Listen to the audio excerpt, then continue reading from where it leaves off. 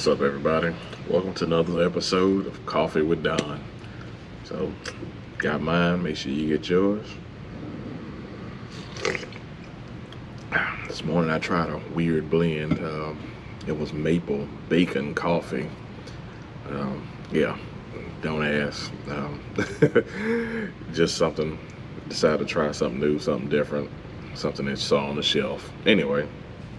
So today's topic of Coffee with Don is going to be, I want to encourage you guys to run full face only. Whether you're riding a Harley, sport bike, scooter, doesn't really matter. And the reason I say that is because I ride with a novelty helmet from time to time. And that's normally because maybe if I'm at the beach, it's hot, I don't want to have my full face on, so I'll strap it to the back of the bike. And I'll just put on a novelty helmet, which is like the Mike's Pro Lid. And the Mike's Pro Lid, yeah, it looks cool. It's like a hard baseball hat. It may stop you from bumping the top of your head, but it's not a solid helmet. But he does make good products.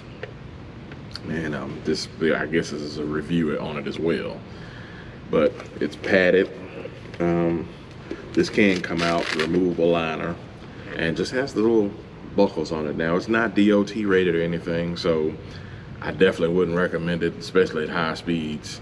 And this is kind of just like wearing the little German helmets that you see a lot of guys wearing, and it's just for looks. Now, some of those are DOT rated, but here's my thing. So this is my usual full-time helmet, which is a modular.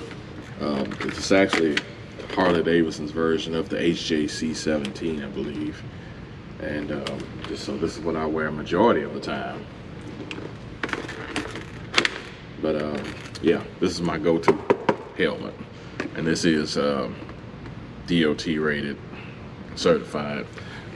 But anyway, the reason I'm making this video is because you have a lot of people that end up going down, and when you crash, 9 times out of 10, your point of impact is normally on your chin or at the back of your head.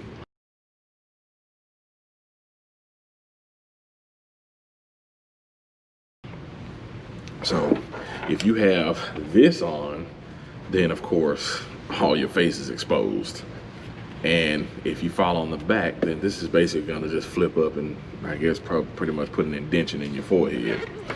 So, like I said, it looks cool. It gives you a false sense of security, but there's honestly no protection there. And those points of impact, which I will put those photos in so you can actually see the points of impact, the percentages of the points of impact for your helmet, which is 9 times out of 10 within this area, and like I said, here and in the back of your head. So, also, well, and you have no protection as far as like bugs, rocks, and whatnot hitting you in your face. And I really don't see how a lot of guys end up riding with completely no helmet. They have a hair scarf on, like that's gonna protect your head of something, or some sort of, maybe just to keep their hair out of their face. Whatever the case may be, you know, if you're willing to risk it, I'm personally not willing to risk it as much. I'd rather be hot in my helmet. Just find yourself a well-ventilated helmet. And hopefully that, you know, gives you some type of relief. Now, it may not be the best thing to do like I did, of course. I got a black helmet. It's hot as hell in Texas. So, now I did get, you know, I didn't get matte black. I'm assuming maybe this shines a little bit and reflects the sun. I don't know. I doubt it, but let's just say red, white, whatever helmet, anything other than black will kind of, you know, minimize the heat off of your head. So that's my suggestion. So I guess I should call this episode full face only. I would prefer to see more of you guys out here with the actual full face helmet on, because once you hit your head, it's a wrap.